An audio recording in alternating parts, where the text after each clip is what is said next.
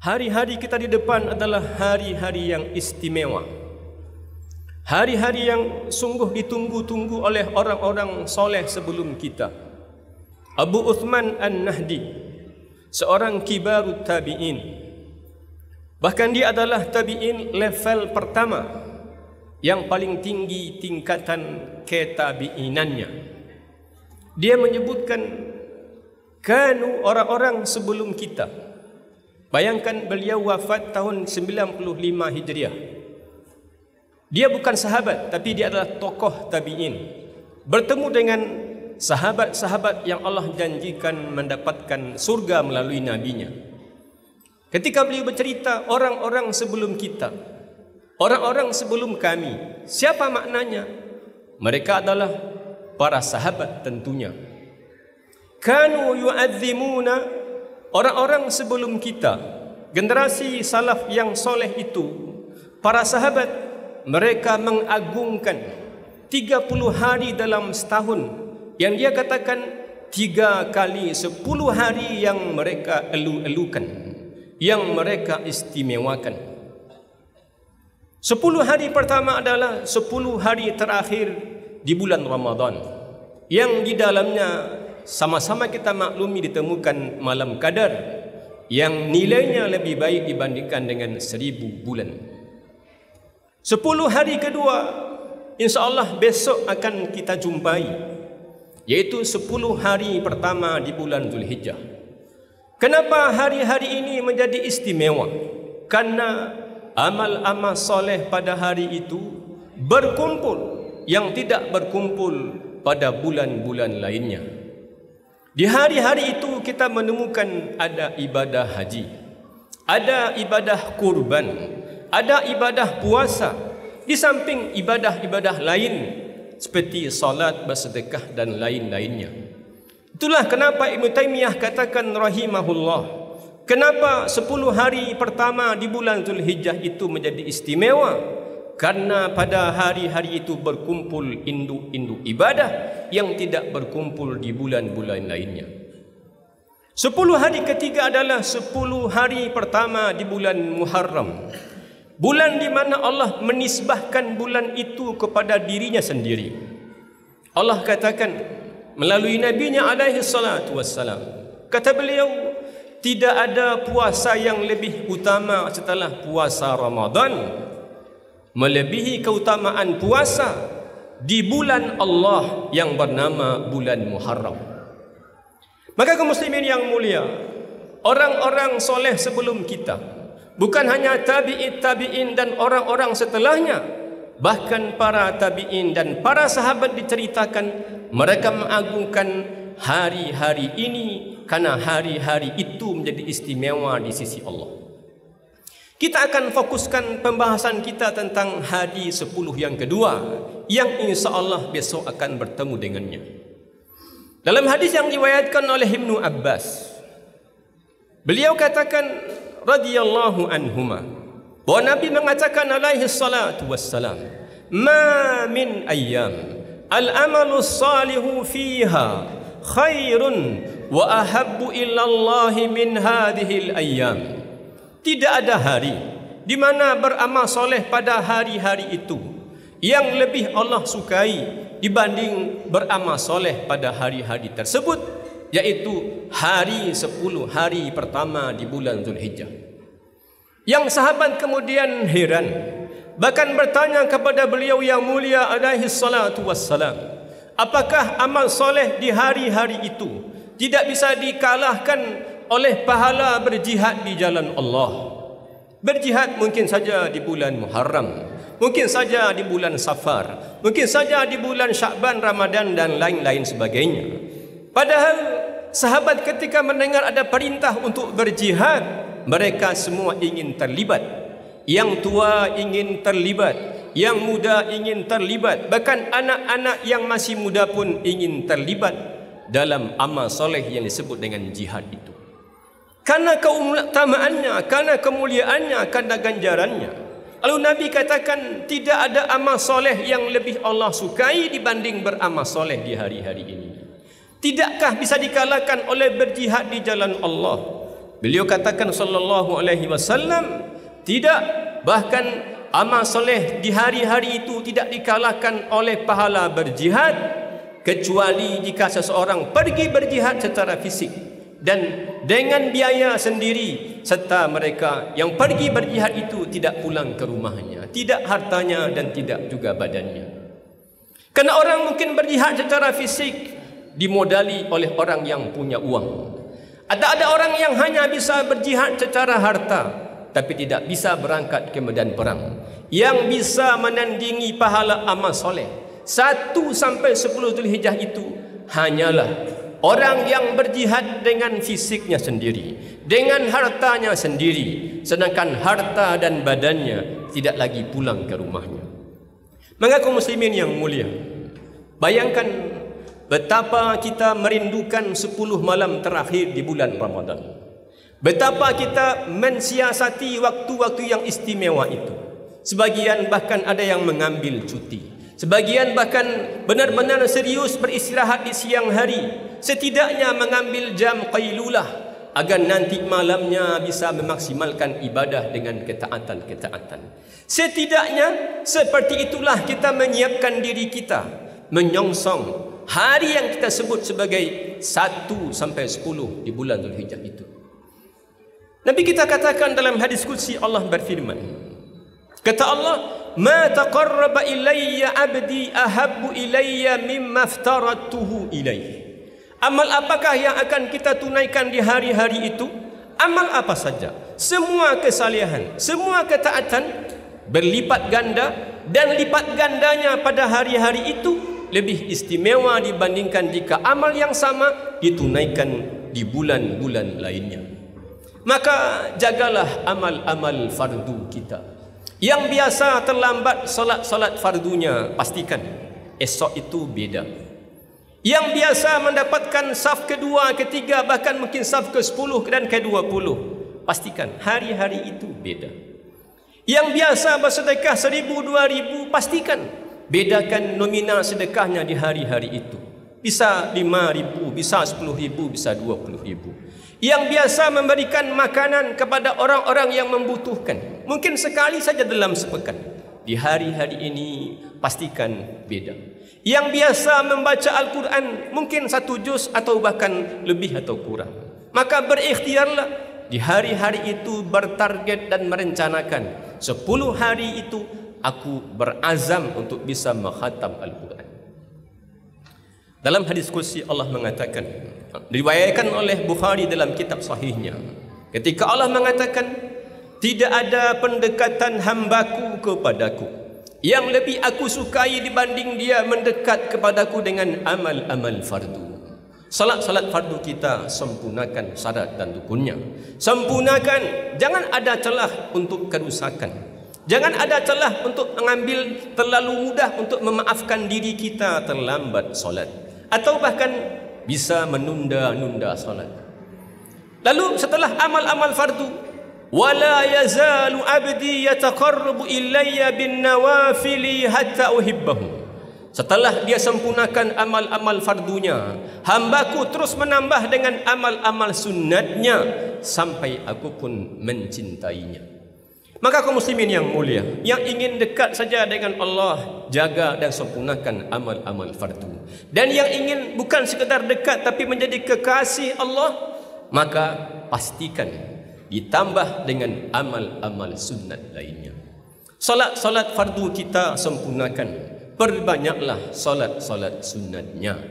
Puasa-puasa fardu kita sudah sempurnakan, perbanyaklah puasa-puasa sunnatnya. Bahkan Imam Nawawi dalam Riyadhus Shalihin membuat satu bab. Nama babnya adalah bab keutamaan berpuasa 9 hari di bulan Zulhijjah. Maka yang mampu puasa, memperbanyak puasa sunat 1 sampai 9 Zulhijjah, laksanakanlah. Yang sanggup separuhnya silakan, laksanakanlah. Yang sanggup 3-4 hari silakan lakukan. Dan jangan pernah kita memikirkan atau kita tidak sadar tiba-tiba kita sudah bertemu dengan hari Arafah, hari 9 Zulhijjah. Yang Nabi kita katakan alaihi salatu wassalam, saumu yaumi Arafah yukaffiru sanatal madiyata wal baqiyah. Berpuasa sehari saja pada hari Arafah, sehari saja. Puasa sunat menggugurkan kesalahan setahun yang lalu dan kesalahan setahun yang akan datang. Maka kaum muslimin yang mulia, ini hari-hari istimewa, hari-hari di mana orang-orang saleh, orang-orang yang dekat dengan Allah, orang-orang yang berpedoman kepada sumber yang asli Al-Quran dan sunnah Rasulnya, orang-orang yang menjadikan Rasulullah sebagai teladannya, mereka mengambil hari-hari itu sebagai hari-hari melipat gandakan kebaikannya, hari-hari di mana mujahadahnya, kesungguhannya lebih baik, lebih banyak dan lebih istimewa di hari-hari lainnya. Yang bisa menandinginya hanyalah 10 malam terakhir di bulan Ramadan. Maka kaum muslimin yang mulia, hari-hari itu ada di depan mata. Hari-hari itu hanya sebentar. Orang-orang sebelum kita yang sudah meninggalkan kita, betapa mereka menyesal di dalam kuburnya ketika dulu mereka bertemu dengan hari-hari itu, lalu kemudian menjalaninya biasa saja, atau mereka menjalaninya tanpa ada hal yang diistimewakan dalam kesolehannya. Berikutnya, selain amal-amal soleh tersebut, sangat mungkin ketika Nabi kita katakan alaihi salatu wassalam, afdalu ayyamis sanah, ketika dia sebutkan bahwa tidak ada amal soleh yang lebih baik dan yang lebih Allah sukai dibanding hari-hari 1 sampai 10 Dzulhijjah, maka 10 hari itu dibanding 350 hari lainnya, itulah hari-hari terbaik dalam beramal soleh. Dan Nabi katakan alaihi salatu wassalam, dari 10 hari terbaik itu pun dia pilih 1 hari, yaitu Ayyamul Ashar atau hari ke-10 di bulan Dzulhijjah. Itu hari kecintaan kita kepada Allah sungguh perlu bukti. Itu hari di mana keloyalitas dan ketaatan kita kepada Rasulullah butuh pembuktian. Ketika Nabi kita katakan alaihi salatu wassalam, man kana lahu sa'ah, siapa yang punya kelapangan, walam yudahhi, tapi tidak mau berkurban, fala yaqrabanna musallana, maka diharapkan orang-orang yang punya kelapangan dan punya kemampuan tapi tidak mau berkurban, silakan anda tidak perlu hadir ikut solat Idul Adha bersama kami. Kaum muslimin yang mulia, kalau kita lihat di banyak masjid ada penurunan gairah semangat untuk berkurban. Itu bisa dilihat dari daftar para peserta kurban. Tidak banyak masjid yang dari tahun ke tahun jumlah peserta kurbannya bertambah. Yang ada stagnan atau bahkan tidak sedikit di antara mereka yang berkurang jumlah peserta kurbannya. Allah mengatakan, la tublawunna fi amwalikum, sungguh kamu akan diuji terkait dengan harta kalian. Kamu akan diuji baik kemana harta itu dibelanjakan, kemana harta itu kamu pergikan, kamu habiskan. Apakah dia dihabiskan di jalan Allah? Apakah dia dihabiskan untuk hal yang sia-sia? Apakah dia dihabiskan untuk melakukan amal-amal fardu, berzakat, berhaji dan lain-lain sebagainya? Atau amal-amal sunat seperti berkurban, berwakaf, berinfak dan lain-lain sebagainya? La tublawunna fi amwalikum, kamu pasti akan diuji. Maka ini bukti keimanan kita. Apakah kita lebih mencintai Allah atau lebih mencintai dunia? Apakah kita lebih mencintai harta, pangkat dan kedudukan atau lebih mencintai akhirat? Inilah pembuktiannya. Maka Nabi katakan, man kana lahu sa'ah, siapa yang punya kelapangan. Apa makna kelapangan ini? Orang yang punya penghasilan di hari kurban itu, dia punya uang cukup untuk membeli 1/7 ekor sapi atau seekor domba. Dan jika orang ini punya penghasilan bulanan, sisanya cukup untuk hidup dia sampai gajian bulan depan, maka dia disebut sebagai orang yang punya kelapangan. Coba masing-masing sekarang merenung, berapa isi rekening kita, berapa yang ada di ATM kita, berapa yang ada di rumah kita. Pastikan jika berlebih dari kebutuhan kita untuk sebulan, jika orang yang punya penghasilan diterima bulanan, dan dia mampu untuk membeli seekor atau sepertujuh hewan sapi, maka dia disebut seperti orang yang mampu. Banyak orang yang rekeningnya 20 juta, di rekeningnya 40 juta, di rekeningnya 50 juta, dan tidak ikut berkurban, dan dia mengatakan, saya tidak mampu berkurban. Dia mengatakan, ini amal sunnah dan saya tidak harus ikut berkurban setiap tahun. Nabi katakan alaihi salatu wassalam, berkurban itu bukan 1-2 kali, bukan 3-4 kali, selama masih punya kelapangan, tapi dia tidak mau berkurban, fala yaqrabanna musallana. Coba bandingkan, coba khayalkan betapa kita merindukan Rasulullah alaihi salatu wassalam, betapa cinta kita kepada beliau benar-benar besar. Bayangkan pada saat 10 Zulhijjah yang akan datang, 10 hari lagi insya-Allah dia akan datang. Bayangkan kita ikut solat hari raya Idul Adha bersama Nabi, dan tiba-tiba ternyata kita tidak termasuk orang yang mendaftar berkurban. Bayangkan kalau Nabi melakukan razia, inspeksi kepada jamaah. Lalu kata Nabi, siapa di antara kalian yang punya kelapangan tapi tidak berkurban, silakan pulang, enggak perlu ikut salat Idul Adha bersama kami. Betapa kaum muslimin yang mulia, dunia kadang-kadang telah menipu kita. Betapa kadang-kadang syaitan telah menggurui kita. Syaitan telah berhasil mengalahkan kita. Ketika Allah mengatakan, asyaitanu ya'idukumul faqra wa ya'murukum bil fahsya. Setan itu menakut-nakuti kamu, memberikan ancaman kepada kamu. Kalau banyak uang yang kamu keluarkan, maka kamu akan jatuh miskin. Wa ya'murukum bil fahsya, dan menyuruhmu untuk melakukan kekikiran. Itulah kenapa orang memilih berinfak 2.000, 3.000, berinfak 5.000, 10.000, padahal uangnya ratusan juta bahkan miliaran, tapi dia bangga dengan 2.000 dan 5.000-nya. Itulah kenapa orang punya penghasilan bahkan 25 juta sebulan, 20 juta sebulan, kemudian tidak ikut berkorban. Kenapa? Setan telah berhasil mengalahkannya. Asyaitanu ya'idukumul faqra. Kalau kamu berinfak banyak-banyak, kalau kamu berkurban, kamu jatuh miskin, maka kikirlah. Dan dia lupa dengan janji Allah, wallahu ya'idukum maghfiratan minhu wa fadla. Jika setan menakut-nakuti manusia dengan kemiskinan dan menyuruh mereka untuk kikir, Allah menjanjikan 2 hal. Semakin banyak harta kita yang keluar di jalan yang benar, kita infakkan, kita sedekahkan, kita belanjakan di jalan Allah, kita ikut berwakaf, berkurban.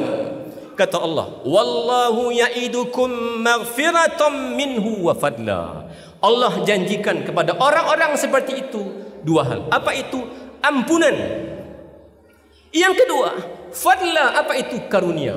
Apa maknanya? Hartanya semakin banyak, semakin bertambah, semakin berkah. Beda dengan janji syaitan. Dia tidak mau beri lebih banyak karena ditakut-takuti oleh syaitan. Dan sekarang kita boleh merenung, apakah kita adalah orang-orang yang telah berhasil ditaklukkan oleh syaitan sehingga berkurban itu menjadi sangat berat. Bahkan 5 tahun terakhir mungkin tidak ikut berkurban, bahkan mungkin seumur-umur baru 1-2 kali ikut berkurban.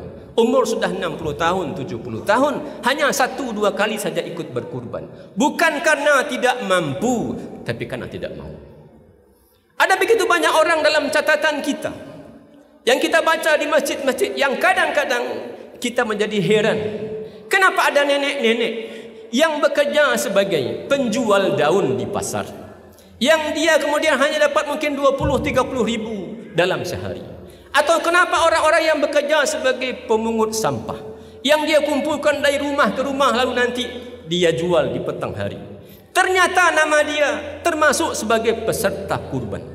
Dan kalau kita datang ke rumahnya, kita anggap rumahnya tidak layak. Kalau kita lihat kondisinya sangat susah, tapi dia bisa berkurban. Kenapa? Dia punya kemauan.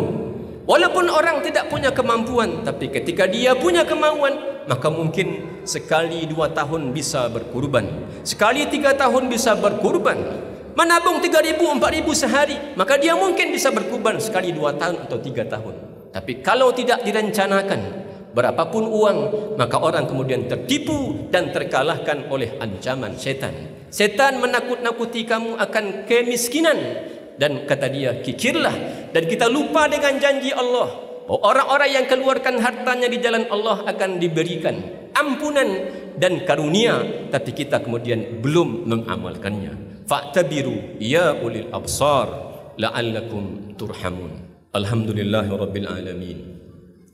Asyhadu an la ilaha illallah wahdahu la syarikalah, wa asyhadu anna Muhammadan abduhu wa rasuluh. Allahumma salli wa sallim wa barik ala hadzal nabiyil karim wa ala alihi wa ashabihi wa man ittaba'a hudahu ila yaumiddin.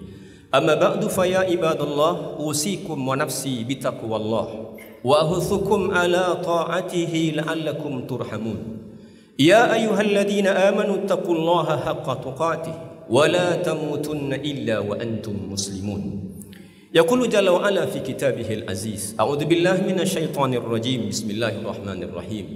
Inna a'tainakal kautsar fasalli li rabbika wanhar. Sesungguhnya kami, kata Allah, telah memberimu wahai Muhammad nikmat yang banyak. Karena itu tunaikanlah salat karena Tuhanmu dan berkurbanlah. Coba kita renungkan ayat ini, kaum muslimin yang mulia. Kami telah memberimu nikmat yang banyak wahai Muhammad alaihi salatu wassalam. Dari sisi kacamata nikmat duniawi, kita tentu bayangkan seperti apa rumahnya Rasulullah, bagaimana kendaraannya Rasulullah, yang kalau kita bandingkan dengan kita yakinkan diri kita, nikmat materi kita mungkin lebih baik dan lebih banyak dibandingkan dengan nikmat materi yang diberikan kepada Rasulullah. Bahkan diriwayatkan alaihi salatu wassalam, sampai 3 bulan purnama tidak ada makanan yang dimasak di dapurnya. Yang dia makan hanya kurma dan minum air putih. Begitulah apa yang diberikan oleh Allah dalam nikmat materi kepada nabinya. Kita Masya Allah, siapa yang tidak punya kendaraan? Rumahnya Masya Allah, jabatannya Masya Allah, penghasilannya Masya Allah. Tapi Nabi kita berkorban alaihi salatu wassalam, bahkan berkorban dengan 2 ekor domba yang cantik, bertanduk, dan beliau sembelih sendiri. Kenapa? Ada rencana, ada niat, dan ada tekad. Kadang-kadang aneh kaum muslimin yang mulia, betapa kita ini kadang-kadang terbawa arus media. Dulu ketika ada demam cincin, demam batu aki, orang-orang Masya Allah mau beli batu cincin, batu aki itu 2 juta, 3 juta, 4 juta. Pasang batu. Kenapa? Ini lagi demam. Ketika orang kemudian demam sepeda, yang tak biasa bersepeda, beli sepeda 2 juta, 3 juta, 4 juta, 5 juta. Kenapa tidak ada demam kurban? Sekarang masanya, hari-hari terbaik. Hari-hari sekaranglah kita buktikan kecintaan kita kepada Allah, melebihi kecintaan kita kepada harta kita. Sekarang kita buktikan cinta kita kepada akhirat, melebihi kecintaan kita kepada dunia kita. Jangan sampai ternyata umur kita pendek, lalu nanti menjadi penyesalan kita. Pastikan kaum muslimin yang mulia, ini peluang, ini hari istimewa, ini hari bahkan beramal soleh di hari-hari itu lebih baik dibandingkan dengan berjihad. Jangan amal kita masih biasa saja, tapi berlombalah, tingkatkanlah dan maksimalkanlah.